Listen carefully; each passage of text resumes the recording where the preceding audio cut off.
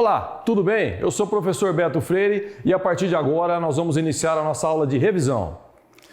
Aqui são os temas que nós já vimos anteriormente nas nossas unidades: plano cartesiano, vetores e retas, e planos no espaço, cônicas, quádricas, matrizes determinantes, esses temas. E também nesta revisão nós vamos estar colocando o estudo de caso.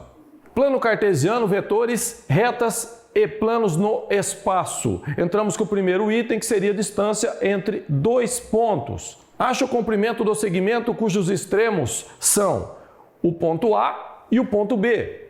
Evidentemente, com o x e o y referente para cada par ordenado, nós vamos inserir esses dois pares ordenados na fórmula da distância entre dois pontos e aí vamos colocar os elementos dentro da raiz quadrada, vamos fazer o cálculo e vamos chegar que a distância vai dar raiz quadrada de 5.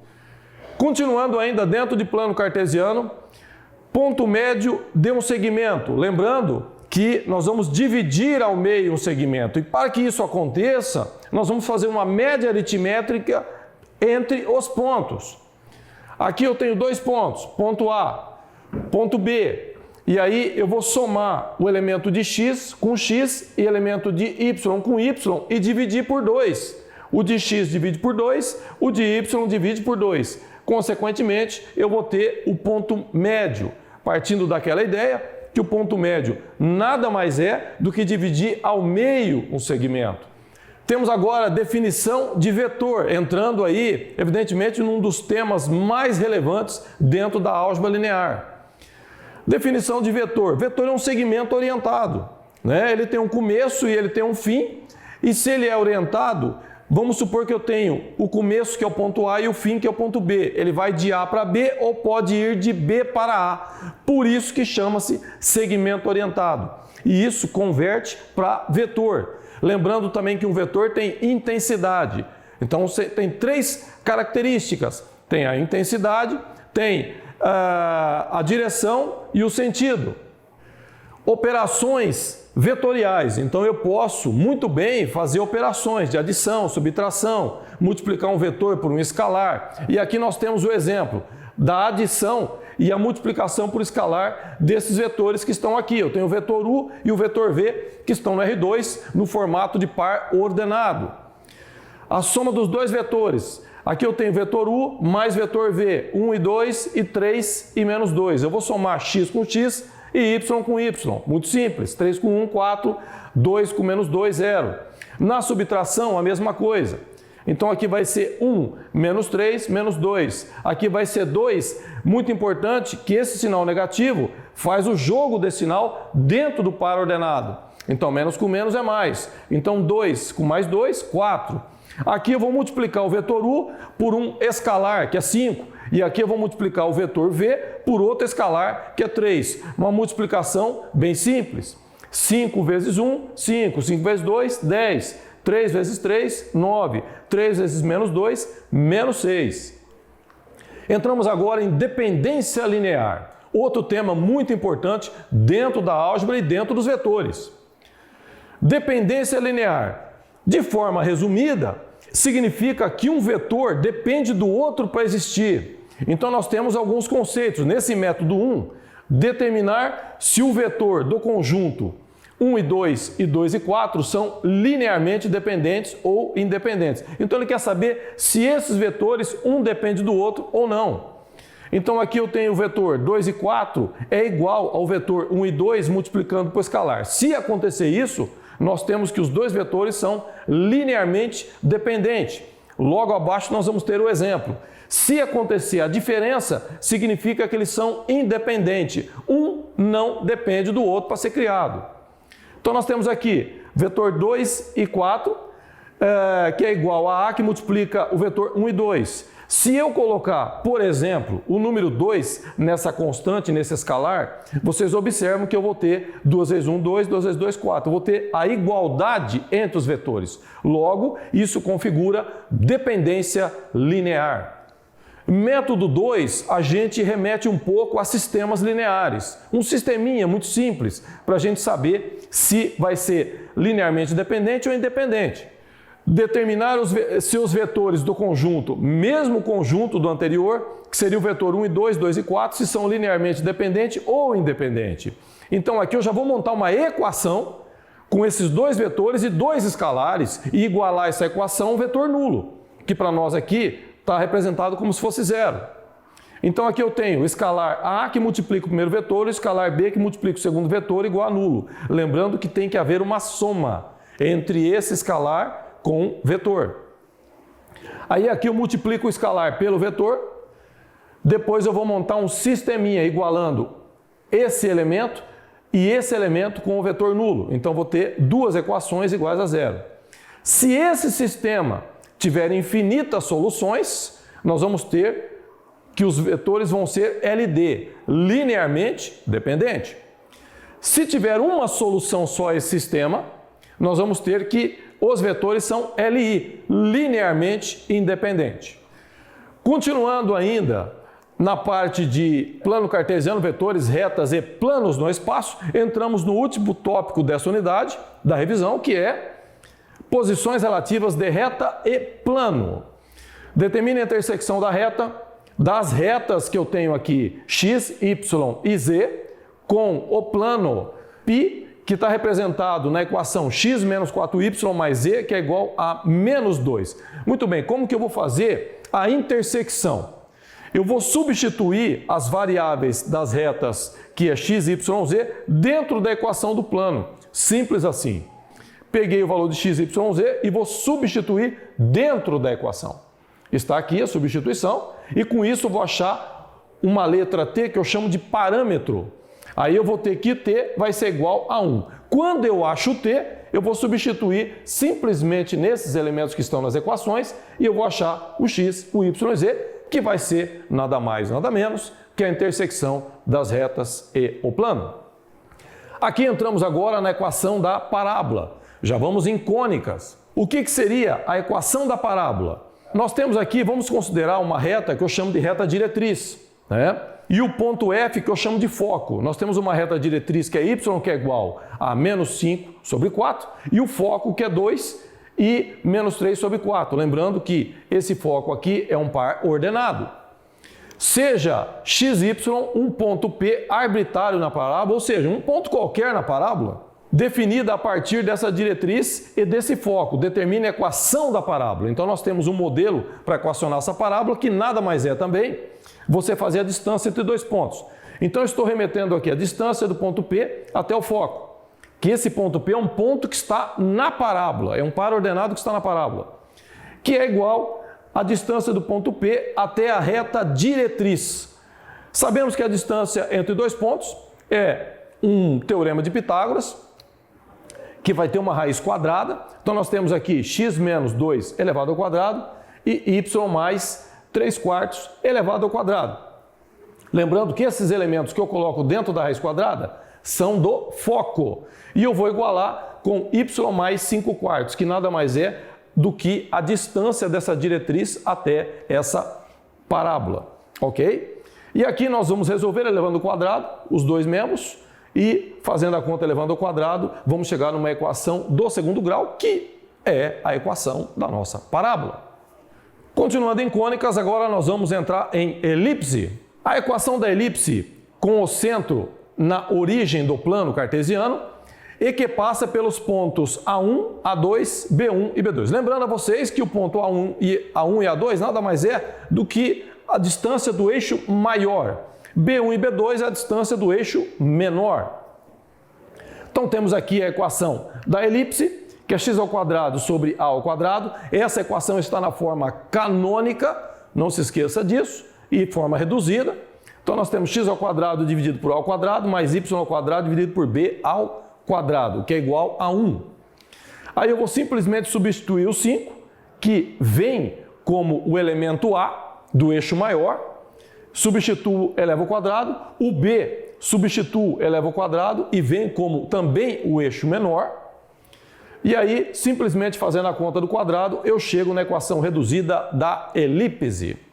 Ainda dentro de cônicas, agora vamos falar um pouquinho sobre equação da hipérbole. Os vértices de uma hipérbole são os pontos 0 e 3 e 0 e menos 3. E seus focos são 0 e 5 e 0 e menos 5. Determine a equação da hipérbole. Muito bem, se eu tenho os dois elementos, A1 e A2, eu vou ter que o A vale 3. Se eu tenho o F1 e o F2, eu tenho que o C vale 5.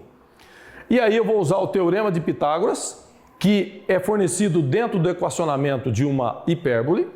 C ao quadrado, que é igual ao quadrado, mais B ao quadrado. Vamos encontrar que o B vai ser 4.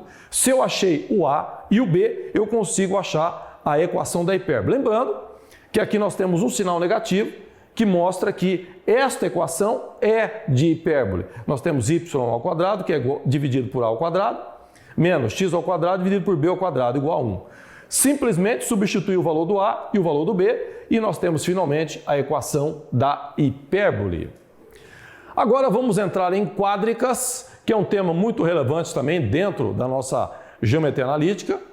E esse tema a gente pensa da seguinte maneira: quando você tem uma quádrica, significa que antes da quádrica você tinha uma cônica. E essa cônica, em algum momento, entrou em revolução, gerando essa quádrica, que é um sólido. Então, agora aqui nós vamos sair do R2 e vamos entrar no R3, no espaço. Quádricas cêntricas. Bom, primeiro, o que seria uma quádrica cêntrica? Significa que o centro dessa quádrica está na origem do R3. Aonde o x, o y e o z vale 0.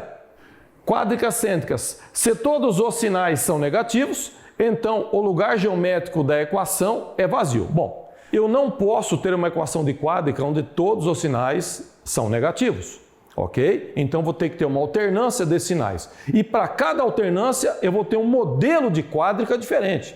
Então vamos entender a partir de agora isso aqui, como é que funciona. Logo, existem 3 possibilidades de ter quádrica. Seria: todos os sinais são positivos, 2 sinais são positivos e 1 negativo, ou 1 positivo e 2 negativos. Por nenhum momento eu tenho todos os sinais negativos, ok? Senão não teria uma quádrica.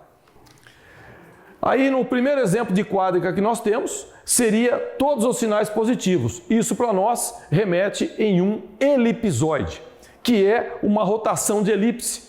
E aí no R3 vai formar esse sólido que chama-se elipsoide, e aqui nós temos a equação do elipsoide. Continuando em quádricas, agora nós temos o hiperboloide de uma folha. Hiperboloide, você lembra de hipérbole. Então provavelmente temos uma rotação de alguma hipérbole para gerar o hiperboloide. Aqui nós temos a equação do hiperboloide, que é x ao quadrado sobre a ao quadrado, mais y ao quadrado sobre b ao quadrado, menos z ao quadrado sobre c ao quadrado, que é igual a 1. Observe que aqui nós temos esse sinal negativo. Então já não é todos os sinais positivos. Quando esse elemento é negativo, significa que nós temos um hiperboloide de uma folha. Aqui nós temos o hiperboloide de 2 folhas. Observa que a fórmula, a equação reduzida dessa quádrica, ela permanece a mesma, só que há uma mudança nos sinais. E isso acende lá um sinal de alerta. Poxa, o que aconteceu aqui? 2 sinais negativos, eu tenho um hiperboloide de 2 folhas, quando o sinal negativo é no primeiro e no último.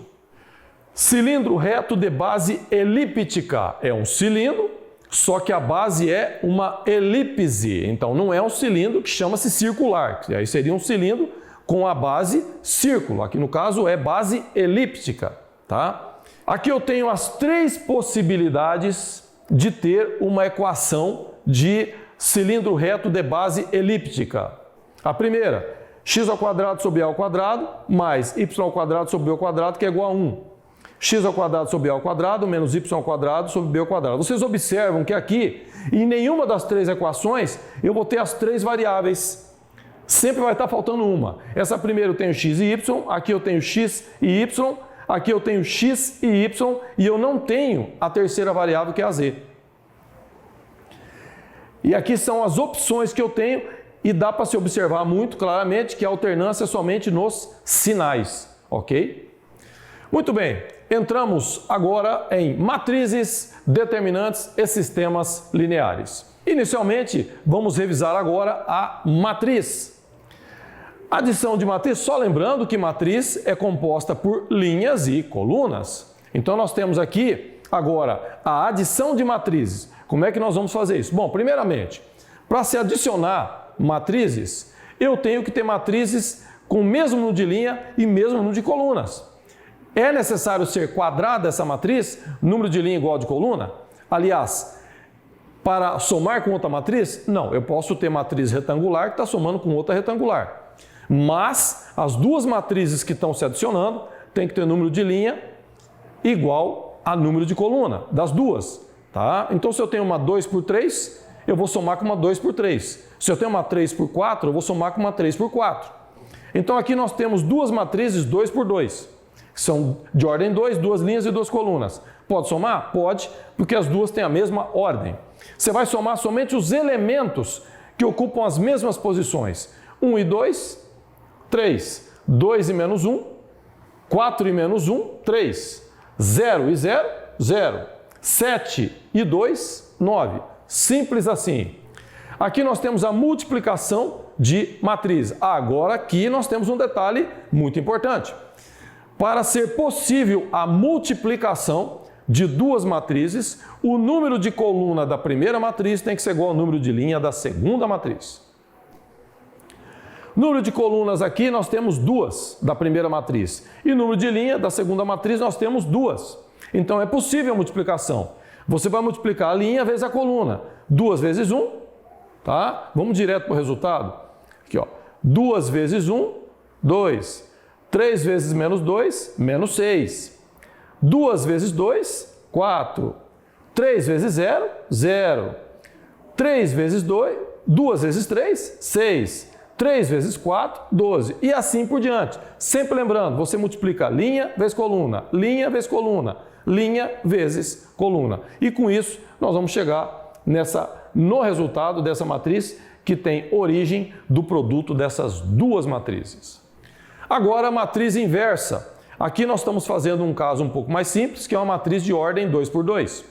Para que exista a matriz inversa, que eu chamo de A', de uma matriz A, é necessário que a matriz A seja quadrada. Bom, então para existir inversa de uma matriz, essa matriz tem que ser essencialmente quadrada. Então nós temos aqui que o produto aqui já é uma definição, que a matriz vezes a sua inversa é sempre igual à identidade, ou a inversa vezes a matriz é igual à identidade, matriz de identidade. O que seria uma matriz de identidade? Matriz de identidade, lembrando a vocês aqui nessa revisão, que é uma matriz onde a diagonal principal, todos os elementos da diagonal principal são 1, é unitário, e os outros elementos são 0.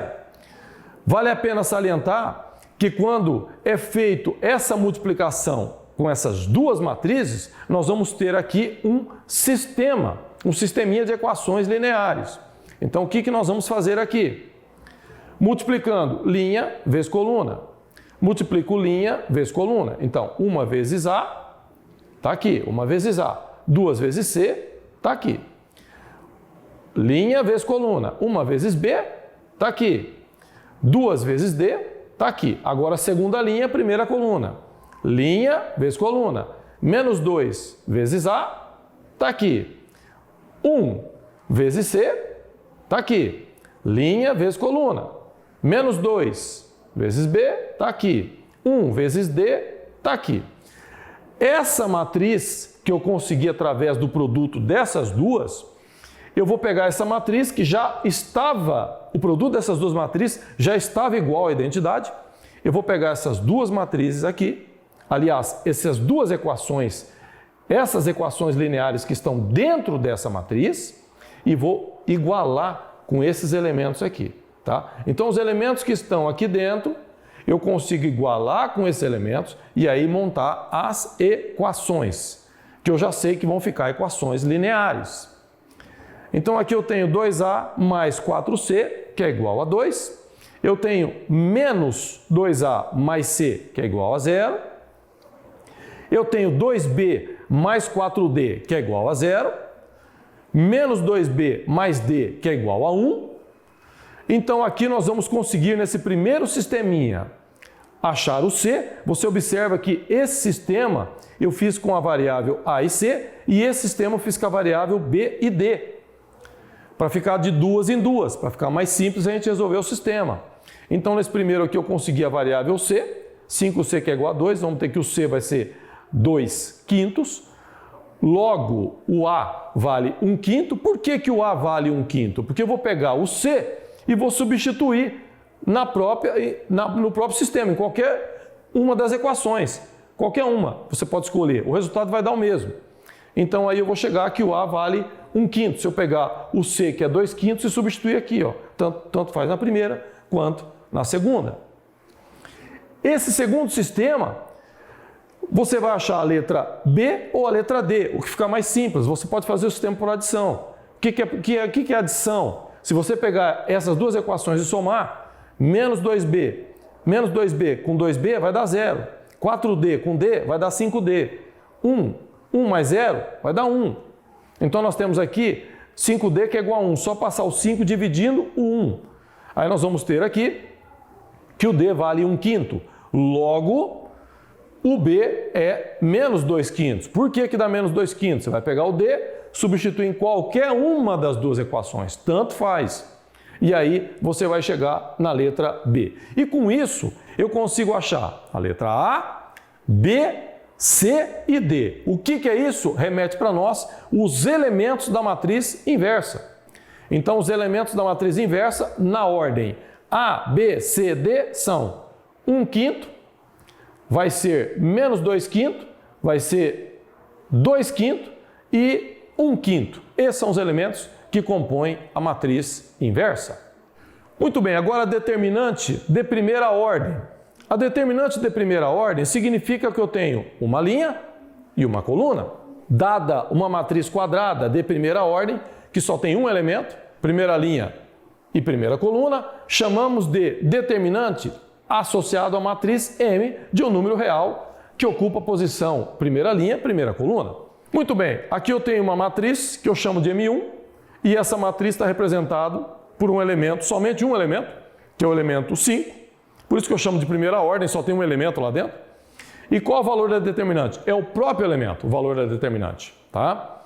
Então nós temos que determinante de 5 é igual a 5. Aqui nós temos a determinante de menos 3, que também vai ser o próprio elemento, menos 3, ok? E aqui, menos 3, aqui uma representação, essas duas barras é uma representação de determinante, tá? Que vai dar menos 3. Aqui nós temos uma determinante de segunda ordem. Determinante de segunda ordem, eu vou fazer simplesmente uma multiplicação cruzada, tá? Como é que seria isso? Eu vou multiplicar a diagonal principal e depois eu vou multiplicar a diagonal secundária. Então, a diagonal principal seria o A11 vezes o A22, o elemento que ocupa a posição linha 1, coluna 1, e o elemento que ocupa a posição linha 2, coluna 2, ok? E aqui eu vou multiplicar os elementos da diagonal secundária. Lembrando que o resultado dos elementos da diagonal secundária, eu vou trocar o sinal, vou inverter o sinal. Isso é muito importante lembrar disso. Então aqui eu tenho diagonal principal, 2 vezes 5, está aqui. Agora, 3 vezes 4 seriam 12 positivo, vou inverter o sinal, por isso que aqui vai ficar menos, tá? Então 2 vezes 5, 10, menos 4 vezes 3, menos 12. Então eu tenho que 10 menos 12 vai dar menos 2. Muito bem, agora outro caso que nós temos dentro das determinantes é uma determinante de terceira ordem, que nada mais é uma determinante de terceira ordem que 3 linhas e 3 colunas. Voltando ao conceito básico de determinante, só é possível resolver a matriz de uma determinante, ou seja, a determinante de uma matriz, se essa matriz for quadrada. Então, só existe determinante de uma matriz se a matriz for quadrada. Então, aqui nós temos uma matriz quadrada de ordem 3, 3 linhas e 3 colunas. Vamos resolver pelo método que chama-se de regra de Sarrus, que nada mais é que pegar as duas primeiras, aliás, as duas últimas colunas, né, a segunda e a terceira, e repetir essas colunas. Depois eu vou fazer uma multiplicação com os elementos como se fosse iniciar pela diagonal principal. Eu começo aqui com 2 vezes 1 vezes 2, tá? Depois, 3 vezes 2 vezes menos 3. Depois, menos 1 vezes 4 vezes 2, tá? Agora eu vou fazer como se fosse a diagonal secundária. Menos 3 vezes 1 vezes menos 1. Lembrando que para cima eu vou inverter o sinal. Depois, 2 vezes 2 vezes 3, 2. 2 vezes 2 vezes 2. Depois, 1 vezes 4 vezes 3. E com isso, eu chego no valor de menos 47 e eu acho o valor dessa determinante, que é a determinante 3 por 3. Ainda dentro de o tema matriz de determinantes, agora nós vamos entrar em sistemas lineares. Muito importante salientar que para se entender sistemas lineares é muito importante, vamos pensar que é um pré-requisito você entender matrizes, depois entender determinantes, para depois aprender sistemas. Não há hipótese de aprender sistema sem saber determinante e matrizes. Discussão de um sistema. O que para nós remete à discussão de um sistema? Muito simples. Nós vamos entender e descobrir se o sistema ele é possível determinado, só tem uma solução. Se o sistema é possível indeterminado, ele tem infinitas soluções, ou se o sistema é impossível. Então vamos entender como é que funciona isso. Discussão de um sistema linear. Para discutir um sistema linear de n equações e de n incógnitas, calculamos o determinante da matriz incompleta. Quem é o determinante da matriz incompleta? Determinante da matriz incompleta é composto pelos elementos que são os coeficientes das incógnitas, ok? Se a determinante desses elementos da matriz incompleta, que é formado pelos coeficientes, os números, tá? Lembra que coeficiente é um número. O número que multiplica cada incógnita, você monta essa determinante, que nesse caso aqui pode ser uma 2 por 2, uma 3 por 3, uma 4 por 4 e assim por diante. Se a determinante der diferente de zero, significa que o sistema tem apenas uma solução, e somente uma. Se a determinante da matriz incompleta der igual a zero, significa que o sistema pode ter infinitas soluções ou esse sistema não vai ter solução. Vale a pena salientar que para esse tipo de sistema, um método muito utilizado para você encontrar essas infinitas soluções, que na verdade vai ser uma solução genérica, né? Com um parâmetro que vai ser criado dentro desse sistema. Você precisa utilizar o método de escalonamento para resolver esse sistema. Esse sistema, quando você só tem uma solução, sistema possível determinado, se for um 3 por 3, você pode resolver pelo método de Cramer, que está lá na nossa unidade 4, como é que desenvolve o método. Você pode resolver também por escalonamento, mas o mais prático aqui seria utilizar o Cramer, para você identificar se é diferente ou igual a zero, para ficar mais rápido. Agora, se você tem um sistema de equações lineares, aonde você tem 4 variáveis, ou você tem 4 equações com 3 variáveis, com 4 variáveis, enfim, né? Você vai ter um sistema um pouquinho mais complexo, então há uma necessidade de você fazer o que no sistema? Escalonamento, tá? Pode frisar uma coisa, qualquer sistema com 2 equações, com 3, com 4, com N variáveis, se você partir para o escalonamento, você vai ter, digamos assim, mais sucesso na resolução desse sistema. E o mais importante é pensar, um sistema ele pode ser possível determinado, só tem uma solução, ele pode ser possível indeterminado, tem infinitas soluções, ou o sistema pode ter, aliás, nenhuma solução. O sistema é impossível. E um detalhe muito importante para a gente fechar esse tema de sistemas lineares é que nós temos o sistema homogêneo. Todo sistema homogêneo, onde todas as equações são iguais a zero. Todo sistema homogêneo tem solução. Todo. E se tem solução, ela pode ser possível determinado, só uma, ou possível determinado, infinitas soluções. E com isso, chegamos ao final da nossa revisão. Deixo aqui as nossas referências. Desejo a todos um bom estudo. Eu espero que vocês tenham gostado do nosso curso, da nossa temática que foi abordado. Vou deixar uma mensagem para vocês. Acredite sempre no sonho de vocês. Primeiro acredite no sonho para depois você concretizar aquilo que você sonhou, aquilo que você pensa para a sua vida. Desejo a vocês um abraço, espero que todos fiquem bem e até a próxima.